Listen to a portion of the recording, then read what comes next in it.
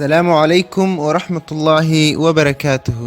صاحبada qiimiga badan oo ku soo dhawaada channelka Hanaan English Officials. waxaan ahay Ustaad Maxamed Deeq. waxaan halkan idinkaga soo gudbin doonaa casharadii Englishka ahaa qaybtiisii Other Ways to Say oo ah qayb aad ku baran doonto ereyga Ingiriiska ah, ereyada kale oo ku macnaha ah iyo sida loo adeegsado.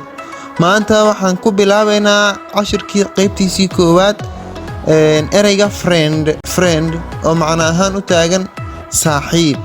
haddaba ereyga friend ereyada kale oo Ingiriisiga ah ee la isticmaali kara maxay yihiin? maanta aynu dhowr erey oo ka mid ah ereyadaas aan baranaynaa insha Allah. ereyga friend markii la joogo Ingiriiska macna ahaan wuxuu u taagan yahay saaxiib. friend waa saaxiib. ereyada kale oo aad adeegsan karto waxaa ka mid ah sida tan. ereyada kale ah mate, pal, comrade, buddy, companion, chum, confident. markana ereyadan waxaan u isticmaali doonaa jumlado waana macneyn doonaa insha Allah. ereyga friend oo saaxiib ah waxaa ku macnaa ereyada hadda aan soo taxnay. ereyga ugu horeeyo kale mate waaye. mate example-ka aan ka bixinayno sidaan oo kale. Terry is my an old mate. Terry is my an old mate. Terry waa saaxiibkayga qadiimiga ah. yacni Terry waa saaxiibkayga hore. waa saaxiibkaygii hore waaye yacni. Terry waa qof magaciis. is my an old mate maxaa waaye waa saaxiibkaygii hore. talabaad pal saaxiib. asagana example-kan adeegsanayno waxa waaye we have been pals since we were at the school. tan iyo ilaa iyo waagii iskuulka ayaynu saaxiibo ahaan jirnay. comrade asaguna waa saaxiib. waxaanu adeegsanaynaa example-kan Ali is my honesty comrade. Ali is my honesty comrade. Ali waa saaxiibkaygii daacadda ah. Ali is my honesty comrade. Ali waa saaxiibkaygii daacadda ah. ereyga xiga buddy oo ah saaxiib. asagana waxaanu adeegsan karnaa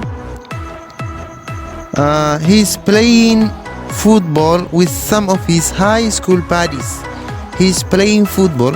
asaga wuxuu kubadda cagta la ciyaarayaa with some of his high school buddies.